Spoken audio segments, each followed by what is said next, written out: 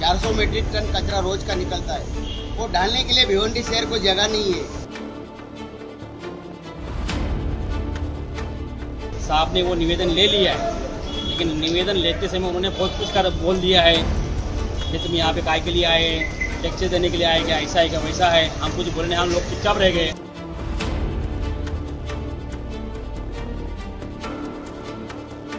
इतनी तकलीफ है कि वहाँ पे लोग खाना नहीं खा सकते, घर में इतना बास आता है केमिकल का। इतना केमिकल युक्त पानी जो रहता है वो पूरे खेत में चला जाता है और हमारे पूरे जितने भी किसान हैं उनकी खेती खराब हो जाती है।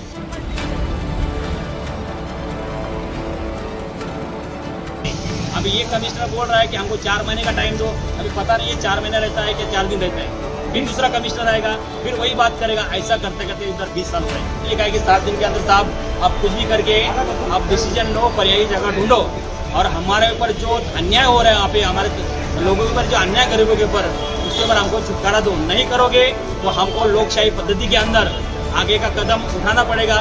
वहाँ पे हमको धरना आंदोलन करना पड़ेगा, मोर्चा निकालना पड़ेगा और जो भी होएगा कायदा सुव्यवस्था बिगड़ेगी उसके जिम्मेदार आप रहेंगे।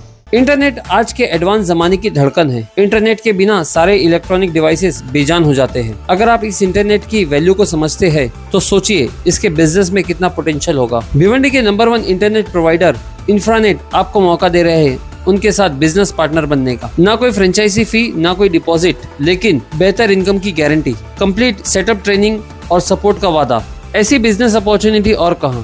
तो स्क्रीन के नंबर पर कॉल कीजिए और आज ही अप्लाई कीजिए अपने एरिया के ऑफिशियल इंफ्रानेट पार्टनर बनने के लिए। हेलो फ्रेंड, मैं फिरोज आप जानते हैं भिवंडी शहर में हर रोज 500 टन कचरा उठाया जाता है। दोस्तों 500 टन कचरा उठा के इसको फेंका कहाँ जाए।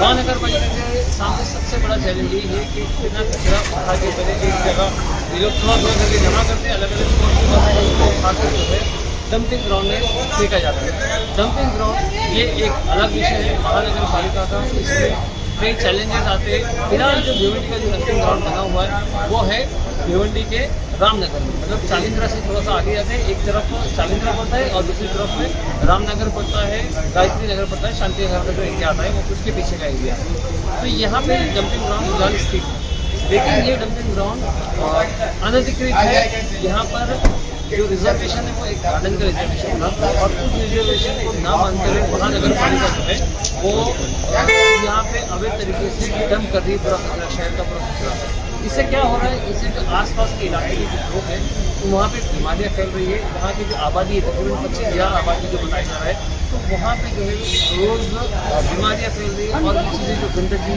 उसकी दुर्गंध, तो ये वहाँ के लोग जो प्रताड़ित हैं। वहाँ के लोग हर बार जो है इसको लेकर जो कचरा उठाता है उस कॉन्ट्रैक्टर के ऊपर आंदोलन होता है उसके बाद महानगर पालिका से, लेकिन इसका कोई सोल्यूशन नहीं होता।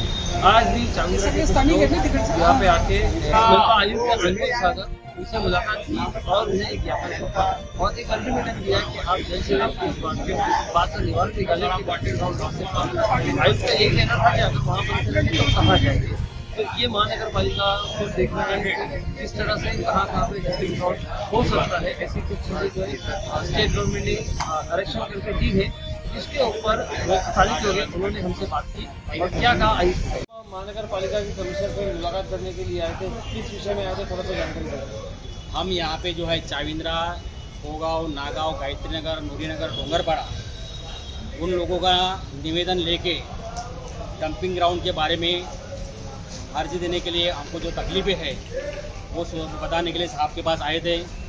ऐसा हमने निवेदन भी साहब को दिया है।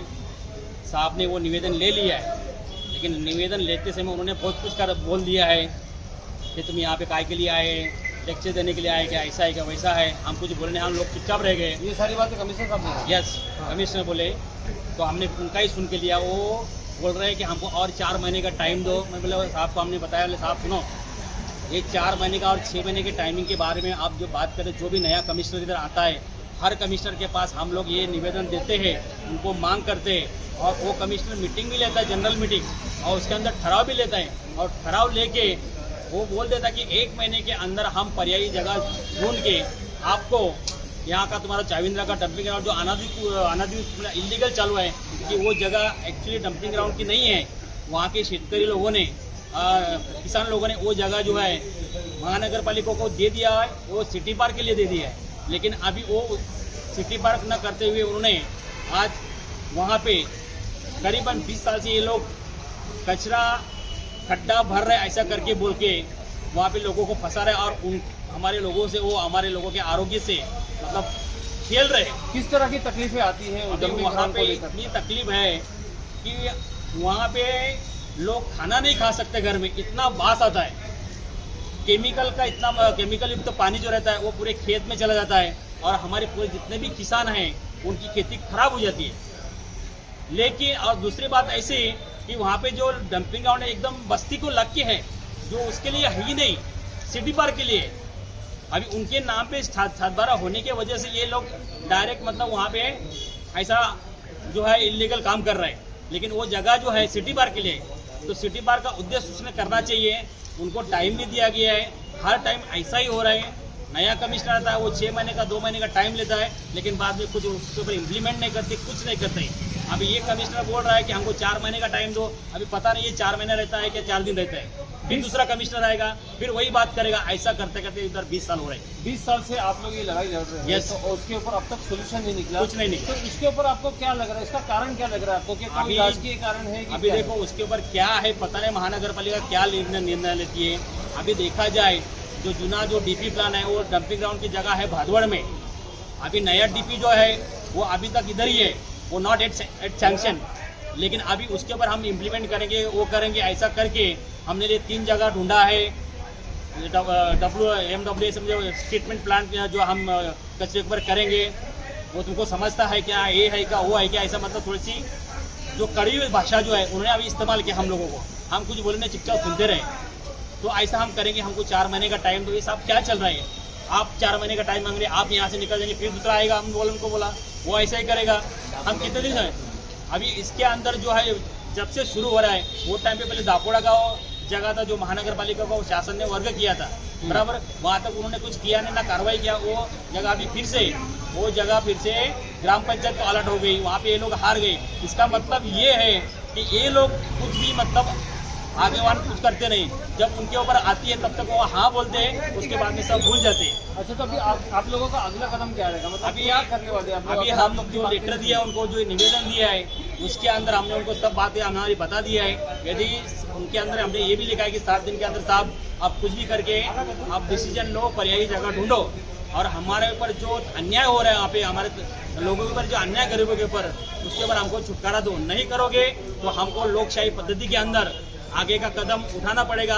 वहाँ पे हमको धरना आंदोलन करना पड़ेगा, मोर्चा निकालना पड़ेगा।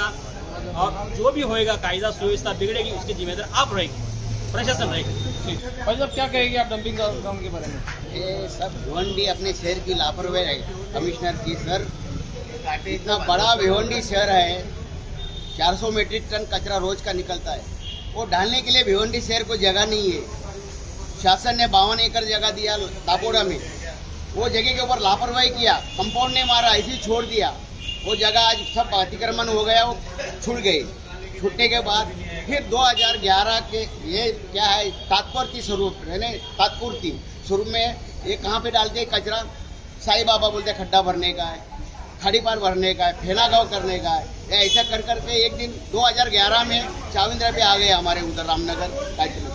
वो हमको खड्डा भरना है। खड्डा भरने के नाम पे आज 2011 से लेके आज तक कचरे का पहाड़ तैयार हो गया है। और वो कचरे से इतनी तकलीफ हो रही है लोगों को, पब्लिक को, कि वहाँ पे एक माध्यमिक प्राथमिक माध्यमिक स्कूल है महापालिका का, वहाँ पे 1000 बच्चे स्कूल पढ़ते दोनों शिफ्ट में। उसके बाद 25 से 30 हजार लोग बसती है उधर, आबादी है। उसके बाद सैकड़ों एकड़ जमीन है किसानों की। एक कचरे के अंदर से केमिकल युक्त जो केमिकल निकलता है वो खेती में जाता है, खेती नापिक हो जाती है, खेती खराब हो जाती है। प्लस लोगों को जो तकलीफ हो रही है कि मलेरिया, टाइफाइड, डेंगू, फेंगू अनेक बीमारियां तैयार हो रही है वो। और दूसरी बात में बच्चे लोग को तकलीफ हो रही है, स्कूल के बच्चे लोगों को तकलीफ। हम बार बार निवेदन दे रहे हैं कारपोरेशन को, हम शासन दरबार गए, शासन ने इनको योगेश मछे सर थे कमिश्नर, उनको हम लेके गए डंपिंग ग्राउंड, उसने पूरा चेक कर दिया। चेक करने के बाद में 19 एकड़ जगह शासन ने मनु कुमार श्रीवास्तव महसूल सचिव थे, उसने भिवंडी के लिए डंपिंग ग्राउंड के लिए दिया कालवा वसई रोड पे। तो मैं हिरे साहब वो टाइम में कमिश्नर था, महसूल मंत्री सचिव बोल रहा था मेरे को मनु कुमार श्रीवास्तव साहब कि तुम्हारा जगह दे दिया, उसको कंपाउंड मारो। डंपिंग ग्राउंड के लिए ये लोग ने लापरवाही, कुछ ध्यान नहीं दिया अभी तक नहीं। अच्छा, ये मामले में आप लोगों ने जो स्थानीय आमदार है उनसे संपर्क किया था? हाँ, देखो वहाँ पे जो स्थानिक आमदार थे पहले वाले थे, आज भी है, उनको बार बार हमने निवेदन भी दिया, उनको संपर्क भी किया। वो लोग भी सिर्फ आश्वासन दे रहा है, कुछ मतलब उसका पर इम्प्लीमेंट नहीं हो आमदार रहा साहब ने तो एक बार ग्रामीण को लेकर, ग्रामीण के डंपिंग को लेकर आवाज उठाई थी ना, इसमें संसद में आवाज उठाई थी। वो ग्रामीण का था। वो कहाँ पे रहता, वो कौन सा गाँव है वो सापा करके उधर गांव है, वहाँ पे इधर का अपना भिवंडी का कचरा नहीं जाता है, वो कचरा जा रहा है थाना का, बराबर। अभी उधर क्या हो रहा है क्या नहीं हो रहा है वो आमदार साहब को बोला कि यहाँ भी जो है, यहाँ की ये बात हमने उनको रखी कि साहब ये जो कचरा इधर जो आप दम हमारे इधर कर रहे हैं जो इलीगल है, वही कचरा आप उधर लेके जाओ जैसे थाना महानगर पालिका कर रही है। हाँ, ऐसा उनको भी हमने बताया। अच्छा, तो आमदार साहब का इसमें क्या कहना है? अभी आमदार साहब का उसका कहना है कि उधर के लोग जो आजू बाजू वाले गांव वाले कोई विरोध कर रहे हैं उसके लिए, तो उसके लिए अभी हम कुछ नहीं बोल पाएंगे। आमदार साहब ये बोले कि हम कुछ ना कुछ सोल्यूशन निकालेंगे, लेकिन कब निकालेंगे? अभी डीपी प्लान अभी आगे आपको सब लोगों को मालूम है, बोलने की जरूरत नहीं। जो बड़े नेता लोग हैं, आमदार लोग हैं, स्पष्ट बोलता हूँ मैं, उन्होंने अपने जो हित के लिए और अपने जहाँ पे उनके संबंध है वो सर्वे नंबर जो है हटा दिए रिजर्वेशन से। और ये बात हमने साहब को ही बताया था, रईस से को भी, साहब हमारा कुछ करो, उनको निवेदन भी दिया था। लेकिन हम सोच रहे थे कि साहब कुछ करेंगे, लेकिन साहब ने कुछ पाठपुरावा किया है कि नहीं पता नहीं। लोग बोल रहे थे पाठपुरावा किया, लेकिन उन्होंने पाठपुरावा किया, उसके लिए भी उनका कुछ मतलब ग्रामीण के लिए विधायक ने वहाँ पर विधानसभा में आवाज उठाए, तो जहाँ लाखों लोग प्रभावित है जैसे गायत्री नगर क्षेत्र के लिए आवाज क्यों नहीं उठाई अभी तक? अभी देखो ये बात हम नहीं बोल सकते अभी उनके मन में क्या है। अभी उन्होंने उनके लिए तो आवाज़ उठाई, इधर के लिए क्यों नहीं उठाई, ये भी हमको भी सवाल है। हमको भी ये मतलब मन में लग रहा है कि साहब हमारा भी सवाल उठाएंगे। हम भी टीवी पे देख रहे थे कि साहब ना कुछ बोलेंगे, लेकिन कुछ बोले नहीं, तो हम चुपचाप रहे। मैं तो कुछ बोल रहे हैं, लेकिन जिस दिन नक्शा लगा उस दिन मैं खुद मैसेज किया रईस भाई को कि साहब क्या अपना कुछ हुआ नहीं, लेकिन कुछ का कुछ प्रतिक्रिया है। ठीक।